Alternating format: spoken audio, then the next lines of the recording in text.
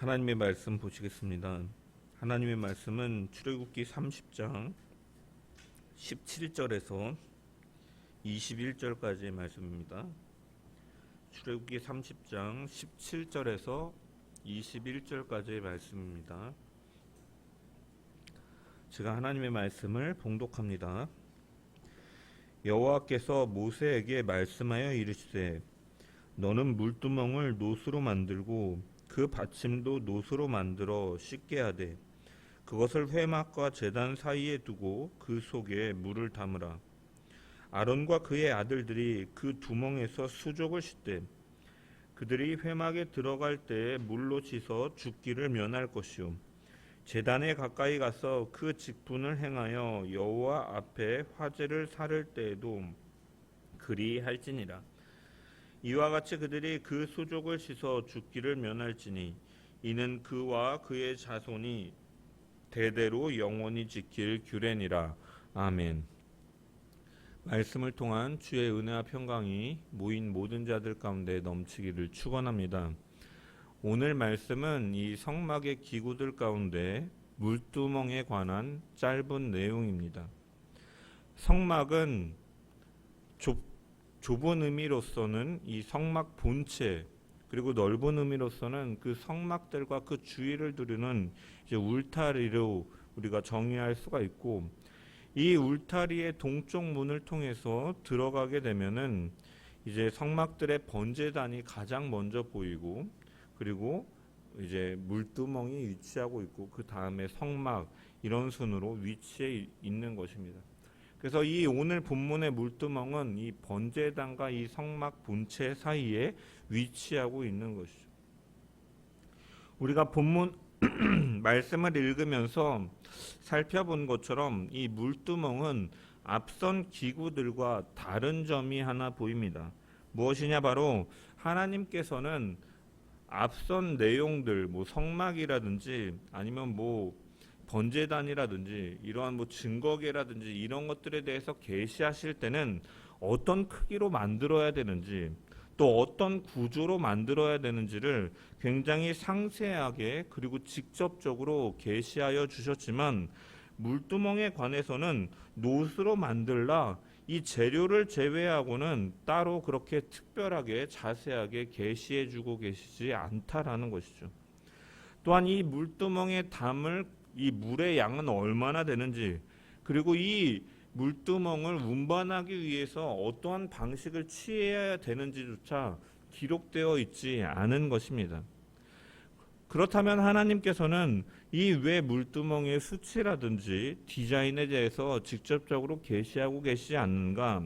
이것에 대해서는 많은 설교가들이나 학자들의 의견이 분분하지만, 이 아더 핑크라는 신학자는 이 하나님의 침묵에도 분명히 의미가 있다라고 하면서, 이제 성경에서 물은 이 요한복음 15장 그리고 에베소서 5장에서 물은 이 하나님의 말씀을 가리키는 것으로 이 물이 표현되어지고, 또한 요한복음 4장에서 물은 또한 성령을 가리키는 것으로서 이 물로 수족을 씻는다라는 것은 말씀과 성령으로 마음을 씻어 흠이 없게 하는 것을 상징한다라고 이제 해석하고, 따라서 이 물두멍에 대해서, 또한 이 물두멍에 담긴 이 물의 양에 대한 언급이 없다라는 것은, 그러한 정결케 하시는 하나님의 은혜는, 또한 죄와 허물로 오염되기 쉬운 마음을 거룩하게 하는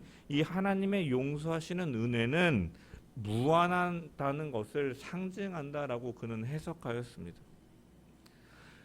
마태복음 18장 21절에서 22절에 보면 이 예수님께서 제자들에게 대화하시는 내용이 나오는데, 그때 베드로가 나와 이르되 주여, 형제가 내게 죄를 범하면 몇 번이나 용서하여 주리이까? 7번까지 하오리이까? 예수께서 이르시되 내게 이르노니 7번뿐 아니라 7번에 70번까지라도 할지니라 라고 말씀하셨습니다. 이 70번씩 7번은 490번이지만 정확하게 예수님께서 490번을 용서하라라는 의미로 말씀하신 것이 아니라 최선을 다하는 그 무한한 용서로서 이웃을 대하라, 형제를 대하라라는 의미로 말씀하신 것이죠. 그렇다면 왜 예수님께서는 제자들에게 그렇게 말씀하셨느냐? 그것은 너희를 용서하신 하나님의 용서의 은혜는 제한이 없기 때문이다. 너희는 그렇게 그 제한 없는 그 은혜로서 용서를 받았기 때문에 너희도 그렇게 용서하라라는 의미로 말씀하신 것이죠. 그래서 이 물두멍에 대한 이 수치라든지 아니면 이 물두멍에 담긴 물의 양에 대해서 언급하지 않는 것은 이제 하나님의 용서하시는 은혜가 무한하다는 것을 상징한다라고 해석할 수 있는 것이죠. 또한 이 물두멍을 운반하는 방법으로 이 언급도 없습니다. 민수기 4장에 보면 이제 성막의 모든 것들을 이제 이동할 때 이러한 기구들은 어떻게 하느냐, 뭐 번제단과 같은 경우 뭐 해달의 가죽으로 덮고 이제 청색, 순청색 보자기로 덮은 다음에 이렇게 이동하도록, 이 다른 모든 기구들은 이 성소 밖에서는 이렇게 덮음을 통해서 드러나지 않게 하고 만지지도 못하게 하나님께서는 말씀하시고 만지면 죽으리라라고 말씀하셨습니다. 하지만 그 내용 가운데 보면 이 물두멍은 빠져 있는 것이죠. 이 물두멍만이 예외로 되면 무엇인가? 그럼 물두멍은 조금 이것과는 다르게 조금 어디 공간의 제약을 받지 않고 자유롭게 사용할 수 있는 의미로서 우리가 또한 해석할 수가 있는 것이죠. 그렇다면 이것이 무엇을 의미하느냐? 우리가 우리의 손과 발이 그 죄를 범하는 그러한 그 오염됨 속에서 그 정결하게 하시는 하나님의 은혜는 시간과 공간을 초월하는 제한이 없다라는 것을 보여주는 것이다라고 해석할 수 있는 것입니다. 이처럼 하나님의 은혜는 오래 참으시고 그 대상에 대해서 제한이 없다라는 것이죠. 하나님께서는 출애굽기 34장 6절에 이렇게 말씀하셨습니다. 스스로를 이렇게 말씀하셨습니다. 여호와께서 이제 그의 앞에 지나시며 선포하시되, 모세 앞에 지나면서 선포하시되, 여호와라 여호와라 자비롭고 은혜롭고 노하기를 더디하며 인자와 진실이 많은 하나님이라. 인자를 천대까지 베풀며 악과 과실과 죄를 용서하리라. 이처럼 자비와 은혜와 노하기를 더디하시는 하나님이심을 말씀하고 계시고, 그분의 용서의 은혜는 이처럼 끝이 없고 오래 참으신다라는 분. 그래서 베드로 사도는 베드로후서 3장 9절에 주께서는 자신의 약속에 대해 어떤 사람들이 더디다고 생각하는 것 같이 더디지 아니하시며 오직 우리를 향하여 오래 참으사 아무도 멸망하지 아니하고 모두 회개에 이르기를 원하느니라 라고 말씀하고 계시는 것이죠. 하나님이 우리에 대해서 오래 참으시는 분이시기에, 용서하시는 하나님이시기에, 자비와 긍휼이 풍성하신 하나님이시기 때문에 우리가 살 수가 있는 것이죠. 만약 우리가 잘못할 때마다 하나님께서 우리를 향하여 매를 드신다면 우리는 이미 다 멸망할 수밖에 없는 존재들인 것이죠. 하나님께서는 인류가 범죄하여 하나님을 떠났지만 오래 참으시고 우리가 하나님께로 돌아오기를 기다리셨으며 하나님의 뜻 가운데 오래 참으사 독생자 예수 그리스도를 이 세상 가운데 보내주심을 통해 그분은 속량의 길, 구원의 길을 열어두시고 심판의 날까지 심판을 유보하시며 기다리시는, 회개를 기다리시는 하나님이시다라는 거죠. 우리는 물두멍을 바라보면서 그러한 하나님의, 그 용서하시는 하나님의 그 무한한 은혜를 바라볼 수 있다라는 것입니다. 오늘 우리가 주 앞에 설 수 있는 것도 마찬가지죠. 내가 자랑할 의가 나에게 무엇이 있겠습니까? 오직 하나님께서 베푸신 은혜, 오늘도 나를 참으시고 오늘도 나를 부르시고 받아주시고 안아주시는 그 하나님의 사랑으로 말미암아 우리가 주의 자녀로 서고 예배자로 설 수 있음을 기억하며 우리는 늘 그 은혜에 감사하고 찬양하는 주의 백성들이 되어야 될 줄 믿습니다. 이 물두멍의 재료는 이 오늘 본문 18절에 보면 너는 물두멍을 노스로 만들고 그 받침도 노스로 만들어 씻게 하되 그것을 회막과 제단 사이에 두고 그 속에 물을 담으라 라고 말씀하고 계십니다. 이처럼 이 물두멍은 노스로만 제작되었음을 우리가 알 수가 있죠. 앞전에 살펴본 기구들은 어떠했습니까? 그 안에 조각목으로 시띠나무로 이렇게 사용하여서 제작한 이후에 노시라든지 금이라든 것을 위에 입혔지만 이 물두멍은 노스로만 제작이 되었습니다. 그리고 이 노스의 출처에 대해서 이 출애굽기 38장에 보면 흥미로운 내용이 언급되는데 우리가 출애굽기 38장 8절의 말씀을 한번 찾아보겠습니다. 출애굽기 38장 8절의 말씀.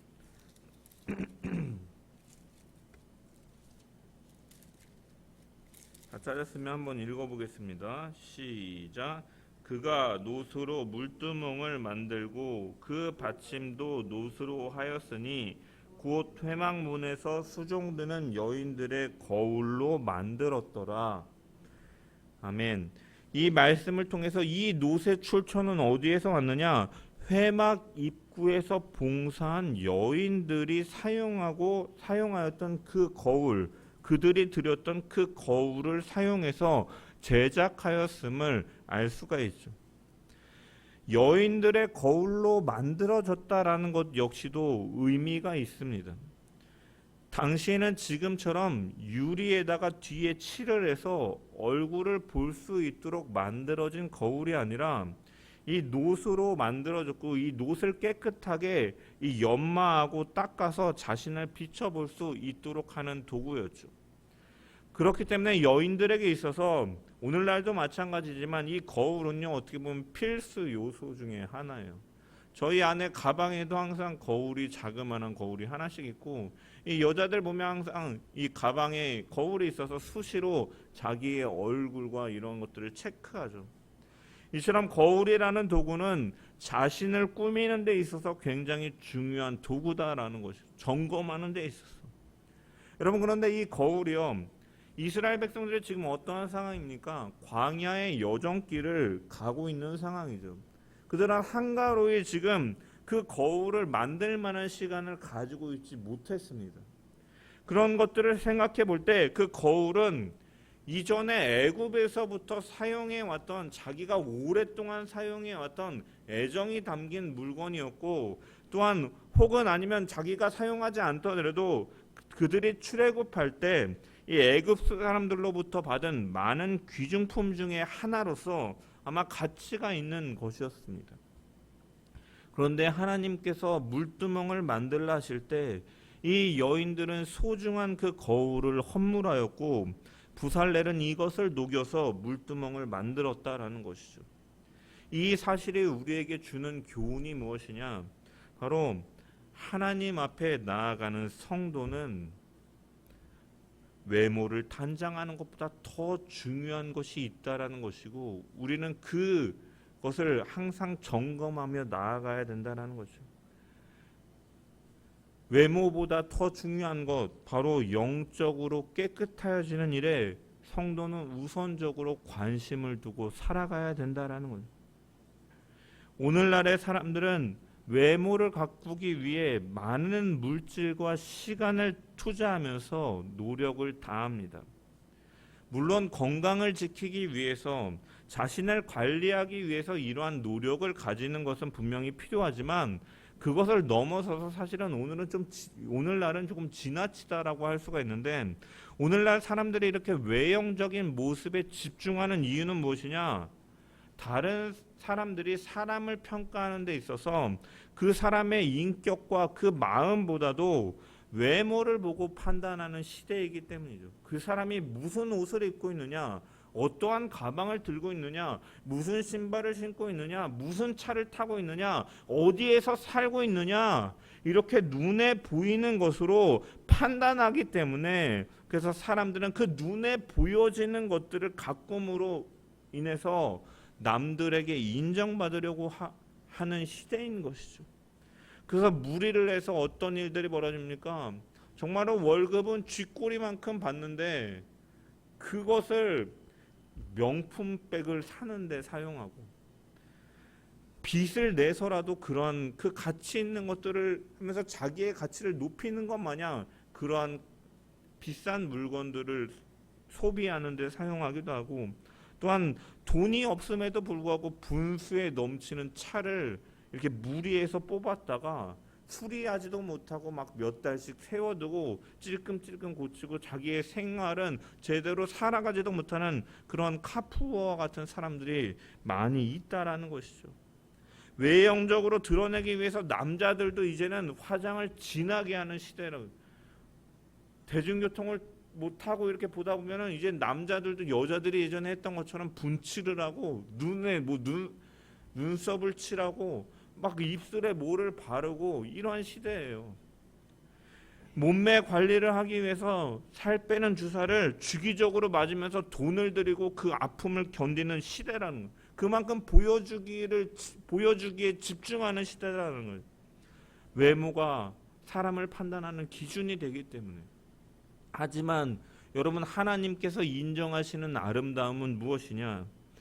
베드로 사도는 베드로전서 3장 3절에서 4절 말씀에 너희의 단장은 머리를 꾸미고 금을 차고 아름다운 옷을 입는 외모로 하지 말고 오직 마음에 숨은 사람을 온유하고 안정한 심령에 썩지 아니할 것으로 하라. 이는 하나님 앞에 값진 것이니라. 하나님께서 값지게 여기시는 것은 그러한 외형적인 그러한 꾸밈이 중요한 것이 아니라 그 안에 있는 마음의 중심, 마음의 심령, 썩지 아니할 것을 추구하며 영적인 것을 추구하며 하나님을 바라보며 사는 그러한 중심을 하나님께서는 값지게 여기시고 기뻐하신다라는 거예요. 아무리 외모가 깨끗하고 아름다워도 마음의 중심이 깨끗하고 아름답지 않으면 하나님께서 기뻐 보시지 않는다라는 것이죠. 그래서 얼마 전에 유튜브 쇼츠 영상으로 이찬수 목사님의 설교 중에 일부분을 봤는데, 여러분 좋은 옷은 제발 교회에 입고 오지 마세요. 그런 거는 세상에서 그냥 입으시고 여러분들은 좋은 옷을 입는 것보다 더 귀한 마음을 점검하고 정결한 모습으로 하나님께 나오라고 그런 외치는 그 목사님의 설교도 들었습니다. 왜 이것이 중요하냐? 하나님께서는 외모를 보시는 분이 아니라 중심을 보시는 하나님이시기 때문이죠. 성도들은 여인들이 거울 앞에서 외모를 단장하기 위해 수시로 자신을 점검하는 것처럼 우리가 점검해야 될 것은 무엇이냐? 바로 하나님의 말씀 앞에 나아가 자신의 마음과 생각과 나의 말과 행동을 비춰보고 그러한 더럽고 추악한 그러한 죄와 오염들을 회개함으로써 하나님 앞에 깨끗함을 입어야 되는 자들인 줄 믿습니다. 영혼을 성결하게 하고 아름답게 단장함으로 하나님께서 값지게 여기시는 기뻐하시는 저와 여러분들 되시기를 주님의 이름으로 간절히 축원합니다.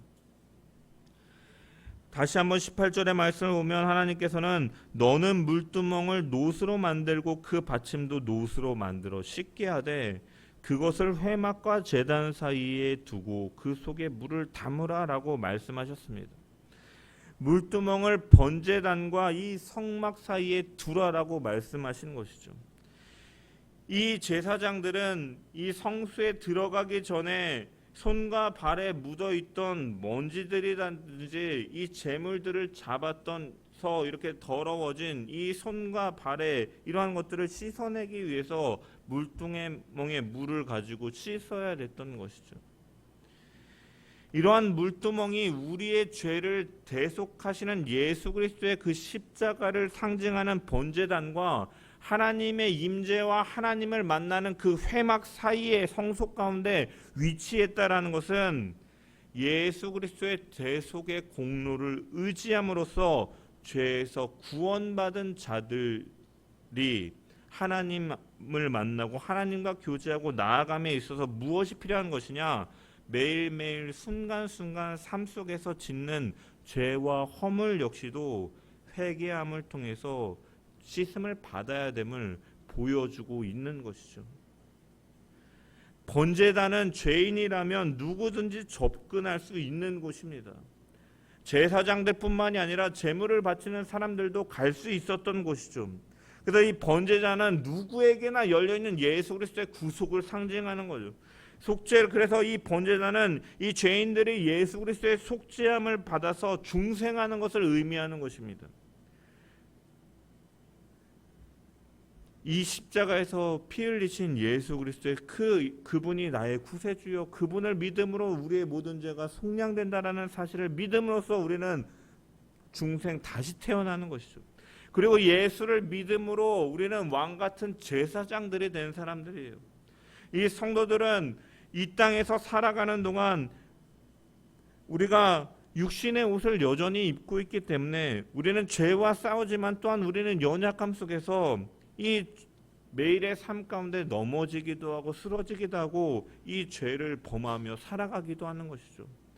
우리는 그렇기 때문에 이 죄 짓는 것에 대해서 우리는 매일매일 하나님과 교제하며 하나님께 나아가기 위해서 우리는 회개함을 통해서 씻어버리고 하나님께 나아가 교제해야 되는 그러한 진리를 이 성막의 구조와 이 물두멍의 위치를 통해서 우리는 발견할 수 있다는 거예요.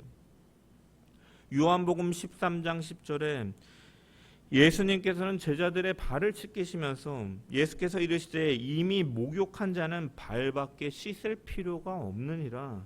온몸이 깨끗하니라. 너희가 깨끗하나 다는 아니니라 하시니 라고 말씀하시면서 예수님은 두 가지 씻음에 대해서 구별하셨죠.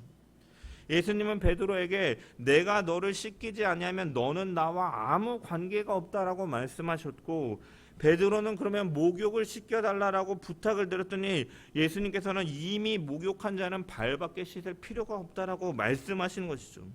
예수 그리스도를 구주로 믿은 자들은, 번제단을 거친 사람들은 이미 온몸을 씻은 사람들이다라는 거예요. 구원받은 자다라는 것이죠. 그렇기 때문에 이 칭의와 이 예수 그리스도를 믿음으로 말미암아서 얻는 그 구원은 단 한 번으로 이루어지는 완전한 구원이죠. 하지만 목욕을 해도 발은 더러워질 수 있는 거죠.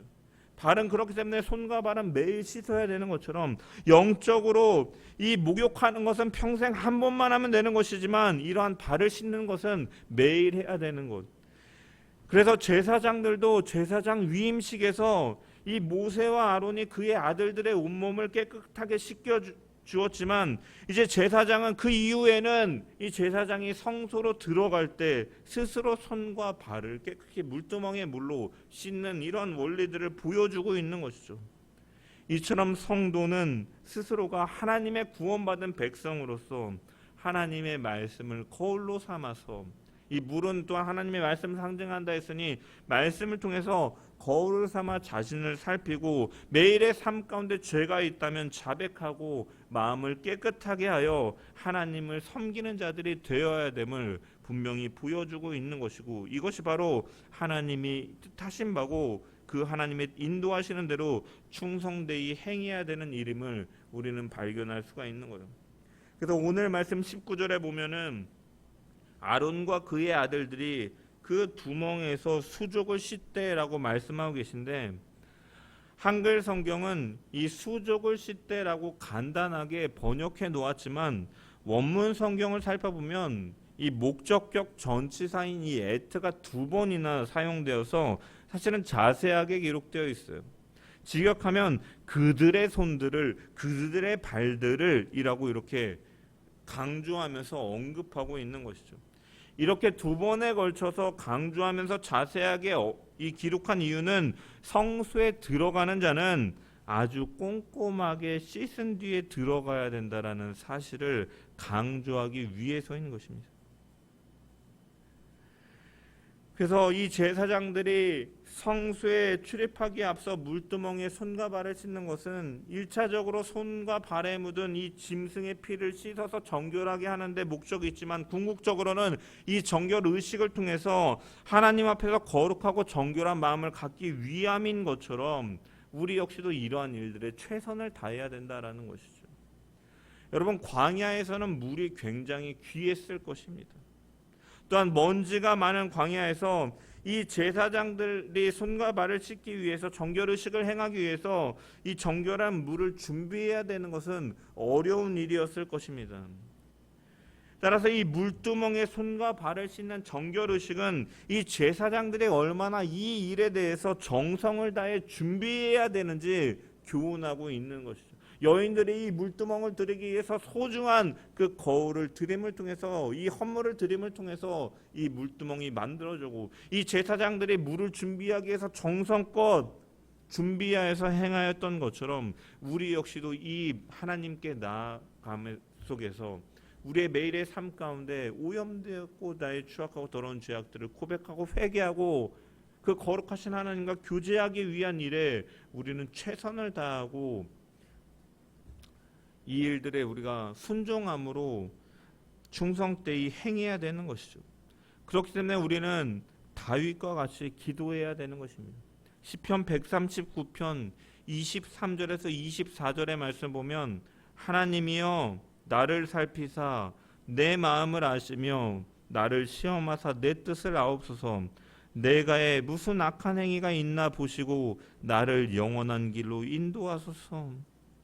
하나님 앞에 나아가며 우리는 간절한 마음으로 내가 하나님의 기쁘시게 하지 못한 것들이 있다면 깨달아 알게 하시고 그 깨달아 알을 통하여 그 죄를 씻을 수 있도록 회개한다라는 것은 단순히 정하게 하는 것, 또한 하나님께로 돌이키는 것, 우리가 그것을 알고 하나님을 기쁘시게 할 수 있도록 정결한 삶을 살아가게 해달라고 간절히 다윗이 기도하였던 것처럼 우리는 그러한 간절함 속에서 내 삶 가운데 마음과 내 삶의 그러한 모습들이 하나님의 기쁨이 되고 하나님께서 값지게 여기시는 삶이 될 수 있도록 우리는 끊임없이 노력해야 되는 의무가 우리에게 있다라는 것이죠. 또한 시편 24편 3절에서 5절 말씀에 여호와의 산에 오를 자 누구며 그 거룩한 곳에 설 자가 누군고 곧 손이 깨끗하며 마음이 청결하며 뜻을 허탄한 데에 두지 아니하며 거짓 맹세치 아니하는 자로다. 저는 여호와께 복을 받고 구원의 하나님께 의를 얻을 것이다라고 시편 기자는 노래하고 있는 거죠. 손이 깨끗하다라는 것은 무엇을 말합니까? 하나님 앞에서의 성결한 삶을 가리키는 것이죠. 누가 높은 산에 올라갈 수 있고 누가 거룩한 산에 올라갈 수 있느냐? 곧 예루살렘 성전에 들어갈 수 있는 자가 누구냐? 바로 손이 깨끗한 자, 마음이 청결한 자가 들어갈 수 있다라고 시편 기자가 노래하고 있는 것처럼 하나님의 백성은 하나님 앞에서는 주의 백성으로서 손이 깨끗하고 마음이 청결할 수 있도록 우리는 이를 위해서 늘 말씀으로 점검하고 늘 기도함으로써 이 성화의 삶을 살아가는 우리 모든 자들 되기를 주님의 이름으로 간절히 축원합니다. 또한 하나님께서 이 성막 앞에 이 물두멍을 두라고 하신 이유는 곧 우리가 날마다 이 하나님의 임재 앞에 나아갈 때 우리의 연약함과 부족함을 바라보고 고백하라는 의미에서 그 앞에 두시기도 한 것이죠. 물두멍에서 손과 발을 씻을 때마다 나는 이것을 씻지 않고서는 저 거룩한 곳에 나아갈 수 없어라는 그러한 고백을 할 수밖에 없는 것처럼 우리가 이렇게 하나님 앞에 나아갈 수 있는 것은 우리를 정결케 하시고 깨끗게 하시는 그 하나님의 은혜가 있기 때문임을 기억할 수밖에 없고, 그렇기 때문에 나의 공로, 나의 의는 자랑할 것 하나 없이 오직 하나님의 은혜로 힘입어서 우리가 하나님께 나아갈 수 있음을 인정하고 겸손하게 그분 앞에 나아가는 자들이 되어야 될 줄 믿습니다. 아까도 말씀드렸다시피 성경에서 물은 하나님의 말씀을 상징하는 것이죠. 바울은 에베소서 5장 26절에서 27절 말씀에 이는 곧 물로 씻어 말씀으로 깨끗하게 하사 흠이 없게 하려 하심이니라. 이 말씀에서 물과 말씀을 동격으로 사용하고 있습니다. 또한 물은 성령을 상징하죠. 요한복음 7장 37절에서 38절 누구든지 목마르거든 내게로 와서 마시라. 나를 믿는 자는 성경의 이름과 같이 그 배에서 생수의 강이 흘러나리라 하시니 이는 그를 믿는 자의 받을 성령을 가리켜 말씀하신 것이다 라고 말씀하고 있죠. 하나님의 말씀과 성령은 우리의 마음을 깨끗하게 하고 우리를 진리로 인도하셔서 우리의 삶을 거룩함으로 이끌어 가시는 줄 믿습니다. 우리는 이 인도하심 속에서 마음을 깨끗하게 하고 더럽혀진 마음을 깨끗하게 하고 우리의 행실을 깨끗하게 해야 될 줄 믿습니다. 시편 119편 9절에 청년이 무엇으로 그 행실을 깨끗하게 하리이까 주의 말씀을 따라 삼갈 것이니라.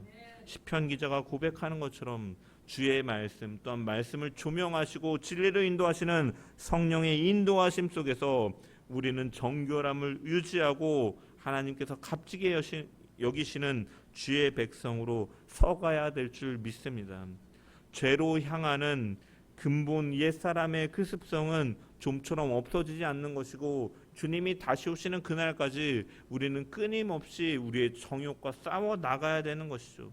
이를 위해서 우리는 날마다 말씀으로 또한 성령의 인도하심을 의지하는 가운데 계속해서 씻어 나가며 우리의 정결함을 이루고 거룩함을 이루도록 우리는 끊임없이 나아가야 되는 것입니다. 하나님의 얼굴을 맞이할 그날, 바로 예수님께서 다시 오실 그날, 얼굴과 얼굴을 마주하며 하나님 앞에 서는 그날까지 항상 복종하고 두렵고 떨림으로 너희 구원을 이루라라는 바울의 권면처럼 정결한 마음과 경건한 태도, 삶의 거룩을 기도함으로 말씀으로 성령을 의지하는 가운데 이뤄나가는 주의 백성들 되기를 주의 이름으로 간절히 축원합니다.